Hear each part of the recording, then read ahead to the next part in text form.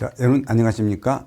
자, 부동산 세법 이김영입니다. 자, 우린 해차별 문제집에서 우린 지금 해차별 기출 문제를 해설을 하고 있습니다.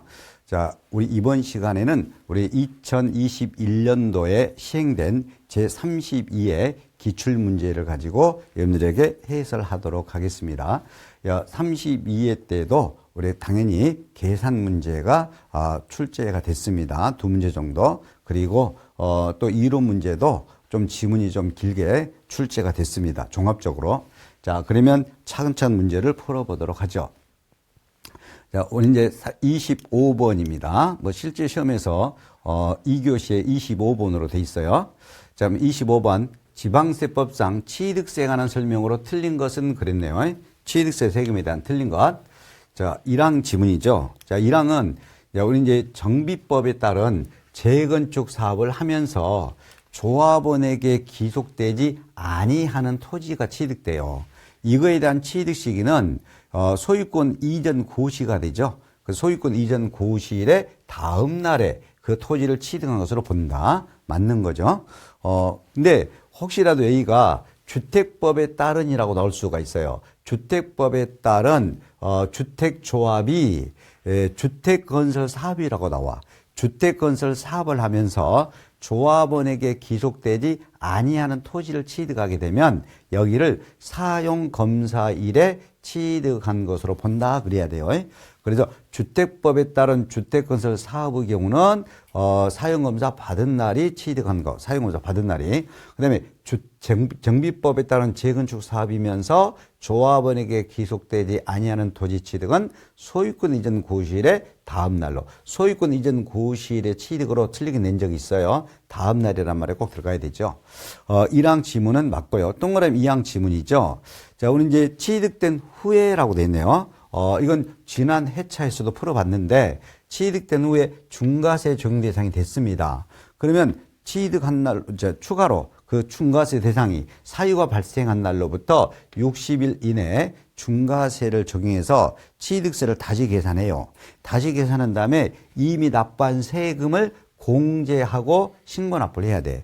근데 공제, 빼주는 이미 납부한 세액의 가로 안에 가산세는 제외라고 써줘야 됩니다. 근데 이미 납부한 세액에 가산세가 포함이라고 돼 있죠? 그래서 2번이 틀렸습니다. 무조건 취득된 후에 추가로 더 낼 때는 이미 납부한 세액을 공제하고 부족액을 추가로 더 내야 돼. 이때 공제 빼주는 이미 납부한 세금의 가로 안에 꼭 가산세는 제외라고 써야 됩니다. 그 다음에 동그라미 3항은 우리 정부기관 취득에 대해서 두 글자 과세로 돼 있네. 그러면 우리 정부 취득에 대해서 세금이 과세되면 상대방의 우리 정부에 대해서 과세하는 상대방 외국 정부 취득에 대해서도 취득세가 함께 부과돼 버려요.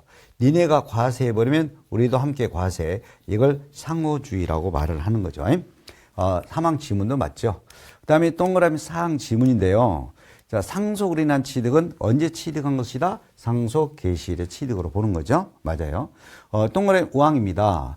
자, 우리는 부동산 취득은 민법이나 부동산 등기법에 따라 등기를 내야 돼요. 근데 등기를 이행하지 않더라도 사실상 취득하면 양수인을 취득한 것으로 본다죠. 등기 안 쳐도 취득으로 보는 거니까 맞는 것이 되겠습니다. 그럼 당연히 틀린 것은 2번이 되겠네요. 다음 26번 보겠습니다. 자, 소득세 법령에 의한 미등기 양도자산이라는 게 있죠. 자, 미등기 양도자산은 등기를 하지 아니하고 토지, 건물, 부동산 권리 등을 양도하는 것을 미등기 양도자산이라고 그러죠. 그 미등기 양도자산은 한마디로 세금 폭탄, 작살 나버리는 거죠.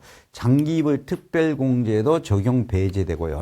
그 다음에 기본공제 250만 원도 적용 배제됩니다. 장기이불도 배제, 기본공제도 적용 배제죠. 과세표준에 100분의 70의 세율을 내야 됩니다. 70% 이걸 최고 세율이라고 해요. 과세표준에 70% 세금도 내야 됩니다. 그리고 여기에 없지만 비과세 되더라도 미등기로 팔면 비과세 규정도 적용 배제됩니다. 그 다음에 감면을 받게 될 때도 미등기로 팔면 감면 적용도 배제됩니다. 근데 미등기라도 적용하는 것이 있어요. 필요경비 계산공제라는 게 있죠. 이건 적용합니다. 필요경비 계산공제는 적용 배제금 안 돼. 적용해요. 1천분의 3. 취득 당시 기준시가에다가 1천분의 3이라는 0.3%를 필요경비 계산공제를 해요. 보통 우리가 등기되면 100분의 3, 3%를 필요경비 계산공제 해주는데 미등기는 1천분의 3으로 해줘요. 예, 그래서 필요경비 계산공제 적용 배제금 틀려. 적용 1천분의 3 그래야 돼. 그래서 동그라미 디귿은 틀린 것이 되죠. 그러면 미등기로 옳은 것은 3개죠. 동그라미 기억, 동그라미 니은, 동그라미 리을, 디귿만 빼야 되겠죠? 정답은 2번이 되는 거네요. 2번이 되죠. 이제 다음 27번을 보도록 하겠습니다. 27번은 취득세 납세 의무에 관한 설명으로 옳은 것을 찾아야 됩니다. 자, 1항은 토지 지목 변경에서 가액 증가도 취득으로 본다, 보지 아니한다 틀렸네요. 지목 변경하여 토지 가액이 증가한 경우에도 이를 취득으로 본다. 자, 우리 이제 요 상속. 자, 상속 등기가 친 다음에 상속 등기가 이미 상속인별로 등기 쳤어요. 그리고 그 후에 등기된 후에 상속 재산에 대한 재협의로 다시 협의로 상속 재산에 대해서 분할 등기를 치면서 처음에 등기된 것이 재분할 등기로 상속 재산이 달라져. 그럼 달라지면 그러면 처음에 등기된 것보다 재분할 등기를 치면서 상속 재산이 증가된 사람은 감소된 자로부터 이걸 증여로 취득한 것으로 보고 취득세를 또 내야 됩니다. 근데 단서는 있어. 민법상 규정에 의한 상속 회복 청구소라고 있어. 상속 회복 청구소에 의한 경우에는 이러한 초과여 재분할 등기로 초과여 취득하게 되더라도 이 상속 회복 청구소에 의한 경우는 증여받아 취득한 것으로 본다 가입해요. 보지 아니하도록 돼 있어요. 그러니까 원래는 상속이 다시 재분할 등기 치면서 처음 것보다 상속 재산이 증가되면 감소된 자로부터 증여받은 거 증여 취득으로 보는데, 근데 상속 회복 청구의 소에 의한 경우에는 이렇게 상속 재산이 증가되더라도 취득한 것으로 보지 아니한다 이거요. 상속 회복 청구 소에 의한다 그러면 취득으로 본다 그럼 가입표, 보지 아니한다 그래야 되죠. 그리고 이제 등기 등록이 필요한 부동산 등을 서로 부부지간이라도 교환하는 경우가 있어요. 이렇게 교환하는 경우는 무조건 유상취득이야. 교환의 경우는 유상취득이요. 대가를 주고받은 거잖아. 남편의 등기로 된 토지하고 아내 배우자 명의로 된 아파트하고 서로 교환하면서 서로 간에 등기를 쳐요. 그럼 부부지간에 서로 등기 치는 부동산을 서로 교환했죠. 무조건 부부 쌍방 간에 유상취득으로 봐. 교환하는 경우는 유상취득으로 가 있는데 무상금 틀립니다. 동그라미 4번 지문이죠. 자, 증여로 인해서 취득했습니다. 근데 등기 등록을 하더라도 얘가 틀렸네요. 등기 등록 하지 아니하고 아직 등기 안 치고 취득일에 속하는 달의 말일로부터 3개월 이내에 증여 계약이 해제된 사실을 공정증서로 입증하면 취득으로 보지 아니한다죠. 근데 등기 등록하더라도 얘가 무조건 틀렸네. 등기 등록하지 아니하고 그래야 되죠. 4번도 틀렸습니다. 그 다음에 동그라미 5항은 배우자나 직계준비속 외의 아닌 경우죠. 배우자나 직계준비속 부모 자식 간이 아닌 부부지간이 아닌 자 부담부증여죠. 부담부증여는 요 채무액 상당하는 부분, 채무액 부분은 유상취득으로 보죠. 그래서 5번이 옳은 겁니다. 당연히 27번의 정답은 5번이 옳은 것이죠. 하여튼 배우자나 직계준비속 외의 부담부증여 경우에는 채무액 부분은 유상취득으로 보고 채무액을 제외한 나머지 부분은 증여취득으로 보는 거예요. 자, 옳은 것은 5번입니다. 그 다음에 28번이죠. 자, 재산세 표준세율이 가장 높은 거. 이건 난이도가 좀 상입니다, 이건. 표준세율. 재산세 표준세율 있잖아요. 통상 적용되는 것. 자, 여러분들 종합산 토지는 초과 누진세율이에요. 예, 이거 3단계 초과 누진과세인데 과세 표준이 딱 5천만 원 구간. 그러니까 종합산 토지는 5천만 원 구간, 5천만 원 초과 1억 원 구간, 1억 초과 구간 뭐 이런 식으로 나눠서 초과 누진세입니다. 근데 딱 5천만 원까지요. 딱 5천만 원까지는 분모 1천분의 1천분의 분자 2인 0.2%를 적용합니다. 종합산 토지 딱 5천만 원 금액까지는 1천분의 2, 0.2% 적용. 그 다음에 별답산 토지도 2억이다, 뭐 10억이다, 10억 초과다 이렇게 나눠서 세율이 누진인 거세요. 근데 첫 번째 구간 딱 2억 원까지, 첫 번째 1구간 2억 원까지는 이것도 1천분의 2가 됩니다. 별답산 토지는 딱 2억 원까지는 1천분의 2, 0.2%예요. 그리고 이제 동그라미 3항은 실제 농사 짓고 있는 농지내 전답 과수원 등, 이거는 금액과 상관없이 분리과세 대상 토지인데, 이건 1천분의 0.7입니다. 0.07%가 되겠죠. 자, 농업법인이 실제 농사 짓고 있는 농지잖아요. 그러면 생산성 있는 토지, 농지는 분리과세 대상이죠. 1천분의 0.7, 0.07%죠. 자, 그리고 동그라미 4번은 과밀억제 권역 외의 일반 읍면 지역에 있는 공장 건축물, 보통 공장 건축물은 1천분의 2.5가 됩니다. 그러니까 0.25%예요.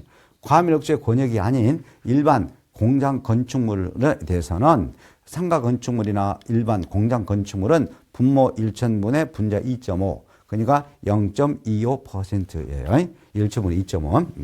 그 다음에 동그라미 5번은 주택인데, 이 주택은 6천만 원까지는 1천분의 1이에요. 1천분의 1. 근데 6천만 원 초과네. 6천만 원 초과 1억 5천만 원은 1천분의 그래요.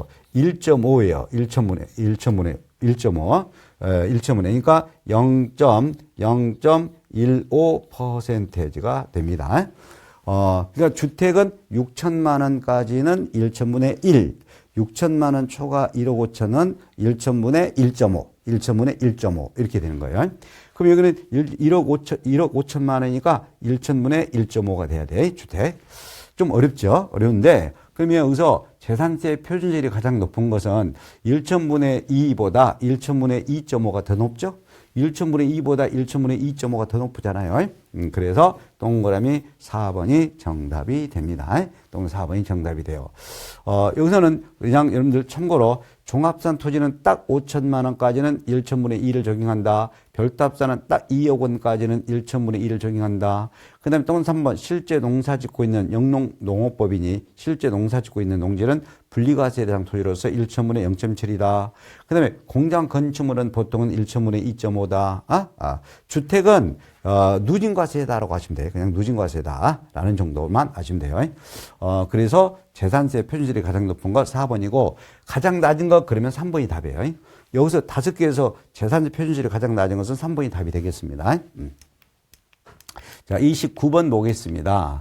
자, 29번은 이제 이것도 문제를 재산세 문제인데 틀린 것이라고 돼 있네요. 틀린 것인데, 일단 먼저 동그라미 1항은 재산세 과세 표준이죠.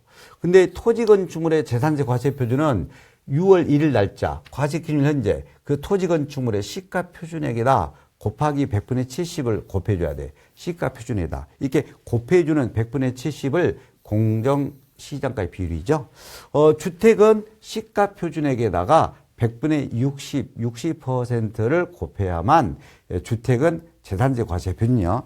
토지 건축물은 시가 표준액에 100분의 70을 곱해줘야 되고, 주택은 시가 표준액에 100분의 60을 곱해줘야 재산세 과세 표준이 됩니다. 주택은 100분의 60을 곱해줍니다. 자, 그 다음에 동그라미 2항은 국가나 지방자치단체가 1년 이상 공용 공공용으로 사용되면 비과세인데, 유료네. 유자 들어갔네. 대가를 받은 유료 사용이 되면 재산세 당연히 부과. 유료 사용으로 주어졌으니까 부과요. 여기가 무료 사용하면 1년 이상 공용으로 무료 사용이 되면 비과세, 유료는 과세죠. 그리고 동그라미 3번은 물납. 자, 물납을 허가되네. 그러면 물납 부동산 가액을 물납 허가일 현재 시가 3번이 정답이 되네요. 무조건 재산세 물납 부동산에 대한 평가는 재산세 과세 기준일 현재의 시가로 해야 됩니다. 물납 허가일이 아니라고 그랬어요. 재산세 과세 기준일 6월 1일 날짜의 현재의 시가로 해야 돼. 왜 그러냐? 재산세는 6월 1일 날짜 재산가액으로 재산세가 계산했으므로 물납부동산도 동일하게 재산세 과세익 기준율 현재의 시가로 해야 됩니다. 물납 허가일 현재 시가로 자주 틀리게 출제됩니다. 동그라미 4번 지문이죠. 주택은 토지 건물의 소유자가 달리 되어 있어도 이 주택에 대한 세금 계산할 때는 토지와 건물가액을 합산한 과세 표준에다 주택세율, 건물 토지가액을 합산해가지고 주택세율을 적용하도록 돼 있죠. 이걸 구분안으로 틀리게 출제가 많이 됩니다. 주택은 항상 토지 건물 합산해서. 그 다음에 동그라미 5항 지문은 실제 나온 지문은 아닌데 제가 바꿨던 건데 도시지역에 토지 건축물 주택이 있어. 그러면 이거는 일반 재산세 세금에다 더 알파예요, 알파. 더 플러스입니다. 더 합산. 일반 재산세에다 더 세금을 합산해가지고 재산세 세금으로 할 수도 있다. 이걸 도시지역분 재산세라고 그래요. 그냥 여러분들은 이렇게만 생각하시면 돼요. 도시지역의 토지 건축물 주택은 일반 재산세 세금에다 일부 세금을 더 추가로 합산해가지고 재산세 세금으로도 할 수도 있다. 더 합쳐가지고 더 세금으로 할 수도 있다. 도시지역은 이걸 도시지역분 재산세라고 말합니다. 그 도시지역은 토지 건축물 주택은 시골보다 더 재산세가 많이 나와요. 왜? 더 합산해서 세금이 부과되므로 이걸 도시지역분이라 합니다. 그래서 틀린 것은 3번만 틀렸습니다. 다음 30번 보죠. 지방세법상 시가표준액에 대한 설명으로 옳은 것. 시가표준액은 지방세를 부과될 때 적용되는 금액이죠. 그래서 현행 지방세법 제4조 규정에 의해서 4조 규정은 이 시가표준액이라는 법률 규정이 있어요. 그 지방세법의 그 제4조에 의한 시가표준액에 대해서 설명인데 옳은 것은 모두 골라라 이거예요. 세 개에서 옳은 걸 모두 골라라 이거지요. 자, 여러분들 토지하고 주택 두 가지는 매년 법률에 의해서 공시됩니다. 토지는 5월 달에 개별 공시지가로 공시되고 주택은 또 4월 달에 개별 주택 가격이나 공동주택가격으로 공시되죠. 그럼 공시되는 금액이 바로 시가표준액이 돼. 그러면 기업, 토지 공시되네. 공시된 개별 공시지가가 됩니다. 토지는 시가표준액이 맞아. 니은번 건축물은 따로 공시하지 않아요. 주택이 공시되지 상가나 공장 건축물은 공시가 안 돼. 공시되지 아니한 건축물의 시가표준액은 자, 요거 국토교통부 장관이 결정한 가액으로 얘가 틀렸어. 건축물의 시가표준액은요, 이거는 국토교통부 장관이 결정하지 않고 지방자치단체의 장이라고 해야 돼. 지방자치단체의 장이 결정한 가액으로 한다 그래야 돼요. 왜 국토교통부 장관이 결정합니까? 당연히 건축물에 대한 시가표준액은 지방자치단체의 장이 결정한 가액으로 해야 되죠. 국토교통부 장관이 결정한 가액 틀렸네요. 그 다음에 니은은 틀렸고 동그라미 디귿입니다. 자, 공동주택, 단독주택 다 공시합니다. 단독주택은 개별주택 가격으로 공시되고 공동주택 아파트는 공동주택 가격으로 공시가 돼요. 그럼 이것도 이제 공시된 가격으로 하는데 문제는 공동주택 가격이 공시되지 아니했어요. 그럼 이것도 공시되지 아니한 것을 국토교통부 장관이 선정한다. 이것도 틀렸네요. 이 공동주택도 공시되지 않았다면 시장, 군수나 구청장이 그래야 돼. 구청장이 산정한 가액으로 해야 돼요. 하여튼 우리는 개별주택 가격이든 공동주택 가격이든 공시되지 아니하게 되면 그러면 시장, 군수, 구청장이 산정한 가액으로 하도록 돼 있다. 국토교통부 장관이 산정한 가액이 아니다. 그러면 결론지어서 우리는 토지, 주택 두 가지는 법률에 의해서 공시된 가액이 바로 뭐가 된다? 시가표준액이 된다. 그리고 공시되지 아니한 경우에는 시장, 군수, 구청장이 산정한 가액으로 한다. 그리고 건축물은 처음부터 공시되지 않는다. 그리고 건축물은 무조건 지방자치단체의 장이 결정한 가액으로 해야 되죠. 그러면 세 개 중에서 옳은 것은 딱 동그라미 기억 하나만 옳은 겁니다. 정답은 1번이 되고 국토교통부 장관이 결정하는 거 아니다라는 것만 아시면 되겠네요. 지방세니까. 자, 그 다음에 또 문제 31번입니다. 이제 이 갑이 소유한 부동산, 갑이 소유자야. 을이 갑의 주택에다가 전세권 등기를 칩니다. 전세 금액은 3억이야. 갑이 전세권자야. 갑이 부동산 소유자야. 을이 전세권자야. 을이 전세권자. 을이 갑이 소유한 부동산에다 전세권 등기를 쳐. 전세 금액은 3억이요. 부동산 가액은 6억이요. 이때 등록면허세 설명으로 옳은 것 그래야 돼. 그러면 과세 표준은 부동산 가액 6억 틀려. 전세 금액 3억으로 해야 돼. 무조건 전세권 설정 등기는 전세권 등기는 전세 금액 3억으로 해야 돼. 부동산 가액 6억 틀렸어. 그리고 표준세율은 전세보증금 맞아 앉아. 3억에 1천분의 2가 되는 거예요. 전세권 설정 등기나 가압류 등기 등 이런 것들은 해당 가액의 1천분의 2, 1천분의 2가 부동산 등기 표준세율이죠. 전세권 설정 등기 전세보증금이 과세표준 여기다 1천분의 2를 곱하기 해야 돼. 1.5를 2로 가야 돼. 그러면 전세보증금 3억에 1.5를 2를 곱하면 등록면허세 납부세금은 60만 원이 돼. 3억에다 1.5를 2, 1.5를 2, 0.2% 곱하면 60만 원이요. 근데 6천 원이다 그럼 틀려. 60만 원이 되는 거죠. 전세금액 3억에다 1.5를 2를 곱하면 60만 원이야. 납세의무자는 전세권자 을이다. 맞네. 4번이 정답이죠. 전세권자 을이지. 그리고 납세지는 갑의 주소지 그럼 틀려. 갑의 부동산 소유지에서 돼야 돼. 항상 저 부동산 등기는 해당 부동산 소유자의 주소지로 가면 안 됩니다. 부동산 소유지에서 세금 내도록 돼 있죠. 그래서 옳은 것은 4번이 됩니다. 자, 32번으로 갑니다. 거주자 갑이 을로부터 부동산 취득해서 갑이 취득자, 을이 양도자야. 갑이 취득해서 을로부터 사가지고 보유를 하고 있어. 갑이 계속 보유하고 있다가 나중에 갑이 병에게 팔게 됩니다.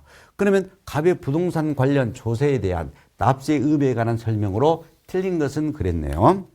갑 입장으로. 자, 그러면 갑이 을로부터 증여받았다, 공짜 받았다. 계약일이 취득일이야. 계약일이. 계약일이 취득세 납세 의무가 성립돼. 계약일을 취득일로 보는 겁니다. 증여받은 무상취득은 지방세법은 계약일의 취득으로 봐. 계약일의 납세 의무가 성립돼. 그 다음에 동그라미 2번. 갑이 을로부터 부동산을 분명히 취득했어. 그러면 재산세 과세 기준일 6월 1일 날짜에는 갑 명의로 등기가 돼 있어야 돼. 근데 갑 명의로 등기 안 돼 있어. 누구 명의로 돼 있어? 을이요. 그러면 을은 그래. 을은 이 갑에게 매매했다. 부동산 매매 사실, 소유권 변동 사실을 공무상 소유자 을이 신고할 의무가 있어요. 그러니까 재산세 과세 기준일인 6월 1일 이전에 매매로 소유권이 변동됐음에도 불구하고 양취득자 간명의로 등기가 안 돼 있으면 공부상 소유자인 을이 이 사실을 시장 군수 등한테 신고할 의무가 있다 이 말이에요. 공부상 소유자에게 신고할 의무가 있어요. 그 다음에 동그라미 사망 지문은 종합부동산세 신고 납부할 때 당연히 당해년도 12월 1일부터 12월 15일까지죠. 그리고 이렇게 신고하게 되면 신고한 세금으로 확정돼. 12월 달에 신고도록 돼 있다. 신고 납부 방식일 때 신고하게 되면 신고로서 확정 맞아요. 그 다음에 동그라미 4번은 갑이 을로부터 부동산을 해필이면 40만 원에 취득했어. 그러면 취득가액이 50만 원 이하에 속해. 그러면 취득세가 갑에게 부과되지 아니해. 그러면 취득세가 부과되지 않으면 면세점에 해당되어 취득세가 부과되지 않으면 갑은 등록면허세로 납부할 의무가 있어요. 취득세로 면세받으면 등록면허세로 내야 될 의무가 있습니다. 그래서 4번도 맞고 5번 갑은 병에게 팔았다. 그러면 이제 양도소득세를 내야 되는데 예정 신고만으로는 갑의 양도소득세 납세 의무가 확정되지 아니한다고 들려. 확정됩니다. 그러니까 양도소득세는 신고를 잘 해줘야 돼. 예정 신고만으로도 자기가 신고된 세금으로 납세 의무가 확정되기 때문에 예정 신고를 잘 해줘야 돼. 그래서 예정 신고만으로 확정되지 아니한다라는 5번이 잘못된 것이 되겠습니다. 33번을 보도록 하죠.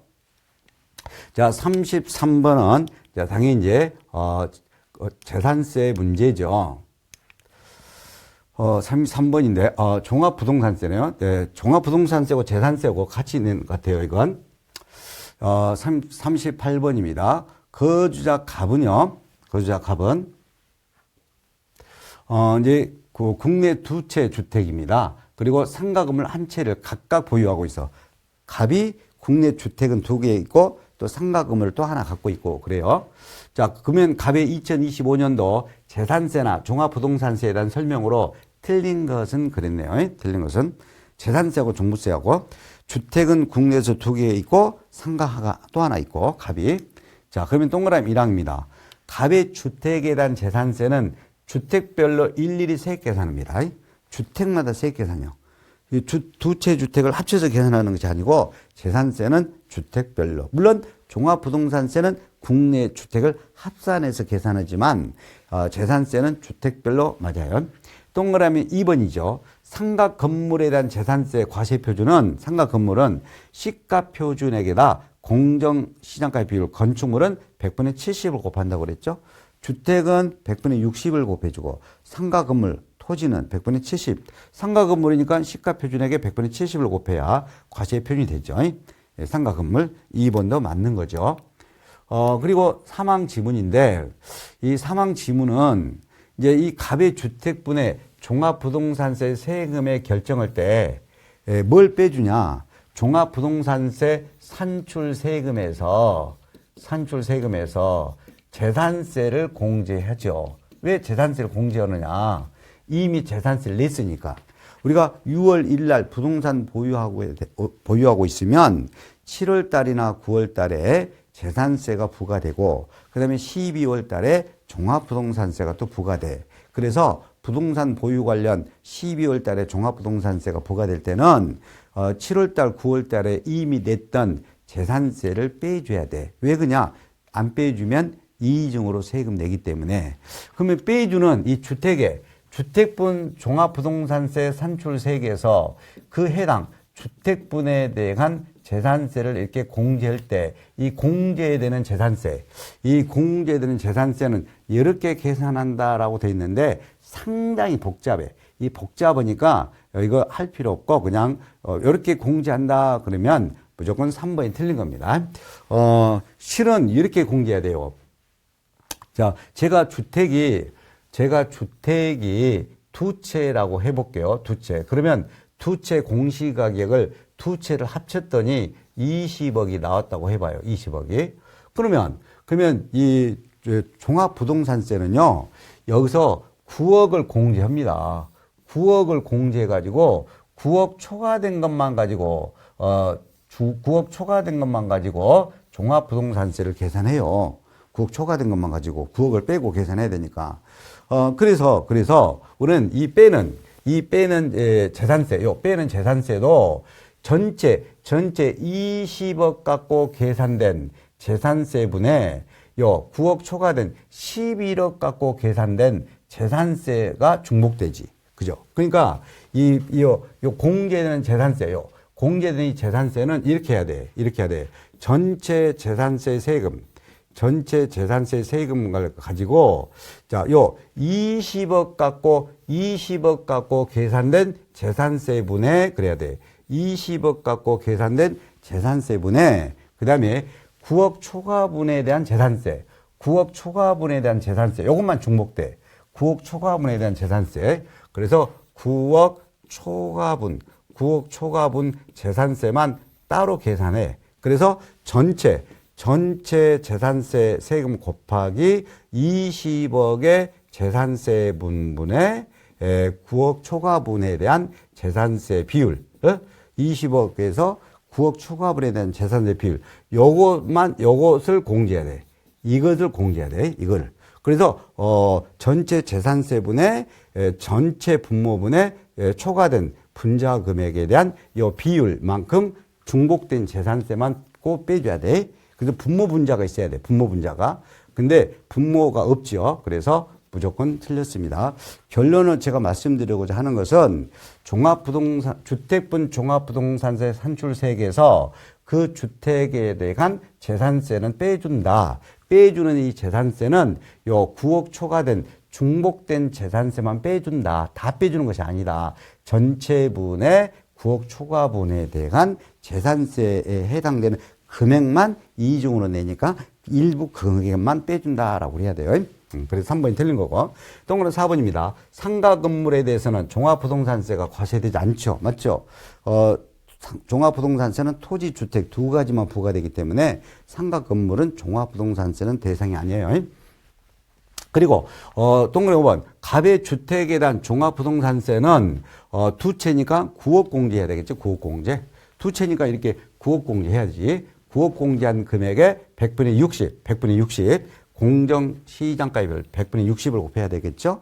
그리고 과세 표준이 0보다 작으면 얼마로? 0으로 하죠. 그리고 여기다 주택은 무조건 개인의 주택이에요. 개인이요. 그러면 초과 누진과세죠.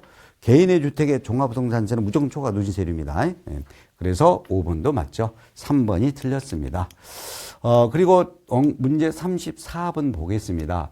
1세대 1주택자에 관한 설명으로 옳은 거 그랬는데 종합부동산세에서 1세대 1주택자라 하더라도 부부가 공동명의로 되어 있으면 연령별 세액공제나 보유기간별 세액공제를 못 받아요. 그래서 이 부부로만 오로지 공동명의로 된 1세대 1주택의 경우에는 다른 세대원이 같이 사는 세대원이 다른 주택을 보유하지 않고 있으면 요 1세대 1주택 공동명의를 그냥 1세대 1주택자 한 사람 주택자 1세대 1주택자 납세 의무자로 신청하여 1세대 1주택자 납세 의무자로도 할 수도 있습니다. 신청하여 그래야 돼. 신청하여. 그래서 신청하지 않더라도 그러면 틀려요. 하여튼 1세대 1주택인데 부부가 공동명의로 돼 있고 다른 세대원은 다른 주택이 없어. 그러면 분명히 1세대 1주택 공동명의자지만 1세대 1주택자 단독명의자인 1세대 1주택자로 신청하여 1세대 1주택자로도 할 수도 있다 그래야 돼. 근데 신청하지 아니하고 1세대 1주택에 대한 납세 의무자로 한다 그럼 틀려요. 신청을 해야 됩니다. 9월 달에 신청을 해야 돼. 그 다음에 동그라미 2항은 근현대문화유산의 보존 및 활용에 관한 법률에 의한 등록문화유산, 결론 이거. 등록문화유산은 무조건요, 합산 배제주택, 종부세 안 내. 합산 배제주택이면서 나의 주택수에서도 제외시켜줘. 주택수로 계산하면 안 돼, 이건. 등록문화유산은 합산 배제주택이면서 주택수에서 제외돼. 맞아. 정답은 2번. 또 3번은 1세대가 보통 일반 주택이 있고 합산 배제 임대주택이 있어. 두 채가 있어. 근데 이걸 1세대 1주택 한 주택으로 보려면 일반 주택에서 실제 거주를 하고 있어야 돼. 그러면 실제 거주하지 않더라도 1세대 1주택에 해당한다. 틀리지. 무조건 일반 주택, 합산 배제 임대주택 두 채가 있을 때는 일반 주택에서 실제 거주한 상태가 되어야 1세대 1주택자로 봅니다. 실제 거주해야 돼요. 거주하지 않더라도 3번 틀렸습니다. 그 다음에 동그라미 4번인데 1세대 1주택은 합산한 금액에서 6억을 공제하고 뭐 또 3억을 공제하고 뭐 이렇게 그렇지 않아요. 12억을 공제입니다. 합산해서 1세대 1주택은 합산해서 12억을 공제하고 100분의 60 공정 시장가 비율을 곱하도록 돼 있어. 6억 공제하고 또 나중에 3억 공제하고 그러지 않아요. 1세대 1주택은 12억을 공제하고 100분의 60을 곱해야 되죠. 그래서 4번이 틀린 거죠. 4번 틀렸고. 그 다음에 동그라미 5항입니다. 1세대 1주택자는 60세 이상이면 연령에 따른 세액공제가 있고 5년 이상 보유가 되면 보유기간 세액공제가 있는데 두 개 합쳐서 100분의 80 범위 내에서 되죠. 그래서 100분의 70 범위에서 된다는 것은 틀린 것이 되겠습니다. 그래서 여기서 옳은 것은 2번만 정답이 되겠네요. 35번도 이제 2025년 기속 토지분 종합부동산세인데 옳은 것으로 돼 있죠. 토지에 대해서. 자, 1항. 재산세 분리과세 토지는 종합부동산세 과세 대상이다 가입표. 분리과세 토지는 종합부동산세 대상이 아니죠. 그 다음에 2번. 종합부동산세 분납은 허용되지 않는다. 틀려. 허용된다. 그래야 되죠. 그러나 물납은 허용이 안 되지. 종합부동산세 3번이 정답이 됩니다. 물납은 허용이 안 되죠. 그 다음에 동그라미 4번은 요 사기나 부정은행이 없어. 그러면 종합부동산세 제척기간은 납세의무 성립일이 기산일은 맞아. 근데 보통은 제척기간은 5년입니다. 5년. 종합부동산세 제척기간은 사기나 부정은행이 없으면 납세의무 성립된 6월 1일부터 5년이 지나면 납세의무가 소멸하죠. 제척 기간은 보통 5년이 돼야 됩니다. 그리고 동그라미 우항은 제가 이건 뭐 1회차에서 제가 처음에 1회차에서도 제가 설명드렸는데 우리 이제 이렇게 재산세를 공제하죠. 중복되는 재산세를. 이때 공제되는 이 재산세 세금은 100분의 50 범위 탄력세율이 적용되면 그 탄력세율이 적용된 재산세액을 공제한다 그랬고 또 이 재산세가 세부담 상한을 적용받아 공제되는 재산세가 세부담 상한을 적용을 받으면 그 세부담 상한을 적용받기 전 틀려 적용받은이라고 그래요. 적용받은 세금을 해당 별도합산 세액에서 공제가 돼야 돼. 공제되는 재산세는 탄력세율이 적용된 재산세로 한다. 세부담 상한을 적용받은 재산세로 해야 됩니다. 적용받기 전에 재산세를 공제한다 그러면 5번도 틀린 것이죠. 그래서 3번만 옳은 것이 됩니다. 그 다음에 36번입니다. 자, 갑이 상가금을 양도했다 이거요. 자, 이때 양도 차익은 그랬어. 양도 차익은 그랬습니다. 근데 이때 양도 차익을 최소화시킨다란 말로 써져요. 무조건 양도 차익을 최소화시킨다 이런 말에 써져요. 써지면 여러분들 양도 차익을 이렇게 빨리 계산해 버리면 돼요. 이거 상당히 복잡한 문제인데 그냥 최소화한다란 말 써지면 실질 양도가액에서 5억에서요. 지금 실질거래 취득가액이 꼭 불분명이라고 이렇게 써져 있어야 돼. 불분명, 확인 불가능 뭐 이렇게 써져 있어. 여기 써져 있어. 그러면 무조건 실질 양도가액에서 요걸 무조건 빼버려. 필요경비로. 자본적 지출액 및 소개비 양도비인 2억 6천만 원을 무조건 먼저 빼버려가지고 양도 차익을 계산합니다. 그러면 실제 양도가 5억에서 취득 당시 가액이 불분명이니까 양도 차익을 최소화시키니까 무조건 자본적 지출액 및 소개비 이것이 크게 나와. 이것이 더 큰 금액이 나오니까 이 큰 2억 6천만 원을 무조건 빼버려. 그럼 5억에서 자본적 지출액 및 소개비를 필요경비로 빼버리면 양도 차익은 2억 4천만 원이 나오게 되는 것이죠. 그래서 정답은 이렇게 해서 2번으로 하자 이 말이에요. 2번으로 하자라는 겁니다. 2억 4천만 원 2번으로. 하여튼 다시 한번 말씀드리면 이렇게 양도소득세에 대해서 양도소득세에 대해서 양도 차익을 최소화한다는 말이 써진다. 최소한다는 말이 써진다. 자, 그리고 우리가 취득 가액이 확인 불분명, 불가능 이런 식으로 써지요. 그러면 실제 주어진 양도 가액에서 자본적 지출 및 소비로 주어진 2억 6천만 원을 빼가지고 양도 차익을 계산하자. 이렇게 여러분 문제를 풀면 빨리 해결할 수 있습니다. 자, 그 다음에 이제 우리 다음 37번을 보도록 하겠습니다. 양도소득세 계산할 때 양도 및 취득식 있죠? 틀린 것. 소득세 법령이죠? 지방세법이 있고 소득세법이 있어. 우리 소득세법으로 출제됐어. 자, 여러분들 환지 1항입니다. 환지 처분을 통해서 토지를 환지받았는데 이 받은 토지 면적이 권리 면적보다 증가될 수도 있고 감소될 수도 있어. 그건 증가나 감소된 토지 면적은 공고가 있은 날 틀려. 있은 날의 다음 날이에요. 환지처분으로 증가된 토지, 감소된 토지 면적은 환지처분 공고가 있은 날이 취득이나 양도식 틀려. 공고가 있은 날의 세 글자 다음 날이 꼭 들어가야 돼. 다음 날에 빼먹어 버렸기 때문에 1번이 정답이 돼. 틀린 것은. 그 다음에 2번은 장기간의 할부요. 장기 할부니까 세 글자 빠른 날. 등기 접수일, 인도일, 사용 수익이 된 날 중 빠른 날. 맞네. 3번은 허가받지 아니하고 내가 직접 건설했다. 당연히 사실상 사용이래요. 허가를 안 받았기 때문에 내가 사용한 날이야. 취득한 날이. 그 다음에 민법 제245조 1항 규정이 뭐냐.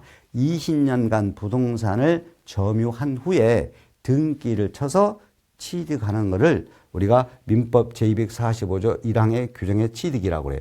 다시 말하면 시효 취득이란 말 쓰기도 하고 그냥 점유 취득이라고 해도 돼요. 자, 이런 경우는 소득세 법령은 점유를 개시한 날로 하도록 돼 있어. 점유 개시한 날부터 점유한 때부터 내가 소득이 생긴 거예요. 지방세법, 여기가 지방세법으로 주어지면 점유 취득은 등기일이 취득일이고 소득세법은 점유 취득은 점유 개시한 날이에요. 또 5번입니다. 대금 청산한 날이 분명하지 아니한다. 그러면 당연히 등기 접수일이죠. 등기 접수일이죠. 맞죠? 대금 청산일이 불분명하면 등기 접수일이니까 맞아요. 1번만 틀린 것이 되겠습니다. 소득세법상. 자, 다음 38번을 보죠. 38번은 국외주택을 10만 달러로 주고 취득해가지고 10만 달러나 돈을 주고 취득해서 이번에 20만 달러 돈을 받고 팔았어. 그러면 외국의 주택을 사서 비싸게 팔아갖고 이득을 봤어. 외국에서. 이게 외국자산 양도소득세라고 그래요.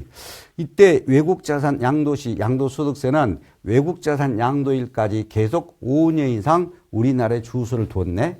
그러면 외국자산 양도소득세 납부 의무가 있어. 5년 이상 된 사람이니까. 자, 이에 대한 설명으로 틀린 걸 찾으면 돼.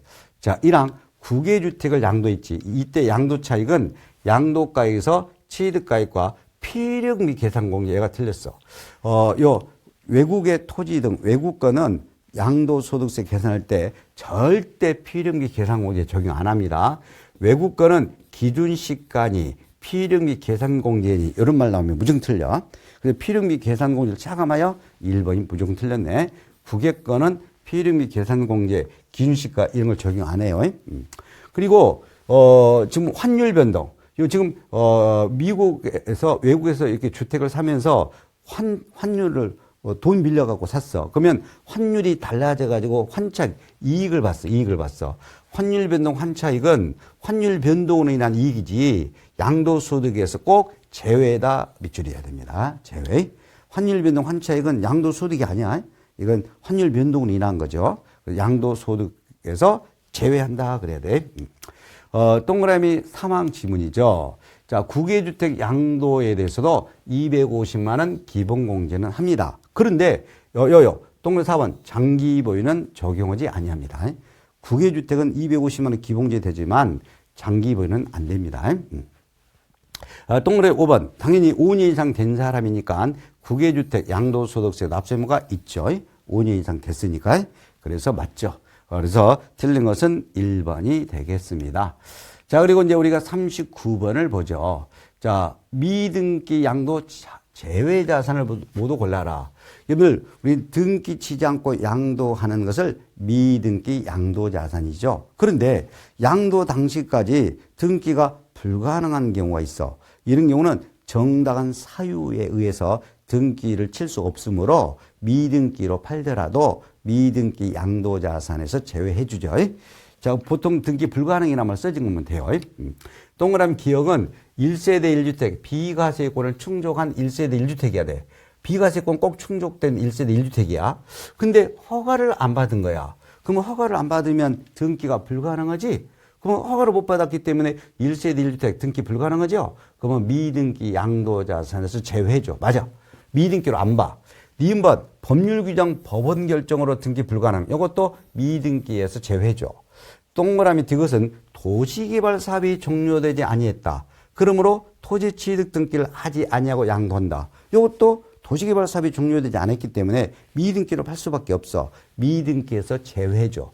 그래서 세 개 다 정당한 사유에 따라 등기가 불가능하니까 미등기로 팔더라도 미등기에서 제외 자산이야. 그 모두 골라라. 그러면 세 개 다 해당돼. 정답은 5번이 되겠습니다. 자, 그리고 40번이죠. 40번은 배우자나 직계존비 속간 증여 재산에 대해서 10년 안에 양도한 이월과세죠. 자, 배우자나 직계존비속으로부터 토지 건물 등 이런 거 증여 받아서 10년 안에 팔면 수증자 내가 양도한 거지만 증여자 준 사람이 양도한 것처럼 세금을 다시 계산해 주는 것을 우리가 이월과세라고 그러죠. 그러면 증여자 갑이 병에게 양도한 것으로 보고 계산만 해요. 계산만 한다. 자, 그러면 동그라미 1항입니다.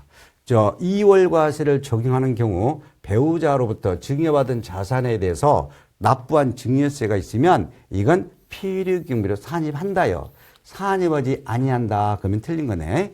일단 옳은 것은 그랬으니까 하여튼 배우자 등 이월과세는 증여받을 때 수증자가 납부한 증여세는 필요경비로 처리해줘요. 양도차익 한도로 필요경비로 산입하는데 산입하지 아니한다. 틀렸어. 2번 2월과세를 적용할 때 보유기간은 증여한 준 사람이 그 자산을 취득한 날로부터 해야 되지. 증여한 날 그러면 안 돼요. 취득한 날. 증여자 준 사람이 그 부동산을 취득한 날로부터 보유기간 계산해야 돼. 증여자가 취득한 날로부터 그래야 되는데 증여자가 증여한 날 그러면 안 돼. 증여자가 취득한 날로부터 그래야 돼. 그 다음에 동그라 2번도 틀렸고 동그라 3항입니다. 자, 10년 이내에 해야 돼. 10년 이내에. 10년 안에 증여받아갖고 양도해야 돼. 예. 그래야만 2월과세를 적용하는데 문제는 우리 이제 증여 당시는 부부지간이었는데 나중에 이제 양도할 때는 이 부부가 이혼해가지고 부부지간이 소멸이 돼. 그래도 2월과세는 적용합니다. 그런데 부부 중에서 누가 사망을 해버렸어. 사망해가지고 부부지간이 소멸이 되면 이건 2월과세를 적용 안 합니다. 그래서 사망은 제외예요. 근데 사망으로 혼인관계가 소멸한 것까지 포함이 되어서 2월과세 적용한다. 그럼 틀려요. 사망의 경우는 2월과세에서만 다 제외됩니다. 사망으로 인한 부부지간 소멸은 2월과세에서 제외해줘요. 이혼 등으로 부부지간 소멸은 2월과세 적용. 사망으로 인한 것은 제외 그래야 돼. 포함이라고 되어 있으니까 3번도 틀려버렸네요. 그 다음에 동그라미 4번입니다. 자, 동그라미 4번은, 자, 우리는 요 공시법 법률에 따라 수용되는데 이게 사업 인정 고시일로부터 소급해서 2년 이전에란 말이죠. 2년 이전에 이미 우리는, 그러니까 사업 인정 고시일로부터 2년 전에 이미 증여받아가지고 이게 수용된 경우에는 2월과세를 적용하지 아니합니다. 사업 인정 고시일로부터 2년 그 이전에 증여받아가지고 이 토지 등이 법률에 따라 수용이 되면 2월과세를 적용하지 아니한다. 4번이 정답이 됩니다. 그 다음에 동그라미 5항은 우리가 2월과세를 하게 되면 더 세금이 많아져야 돼. 일반 세금보다 2월과세를 하면 증여자 값이 판 것처럼 다시 계산하면 세금이 더 많아져야 되는데 적은 경우에 2월과세를 적용한다 그러면 안 돼. 2월과세가 일반 세금보다 더 많은 경우에야 2월과세를 적용합니다. 적은 경우는 2월과세 적용 안 해요. 이렇게 해서 16문제를 다 또 우리가 풀어봤습니다. 또 다음 시간에 또 다음 회차 문제를 또 풀어보도록 하겠습니다. 여러분 수고 많았습니다.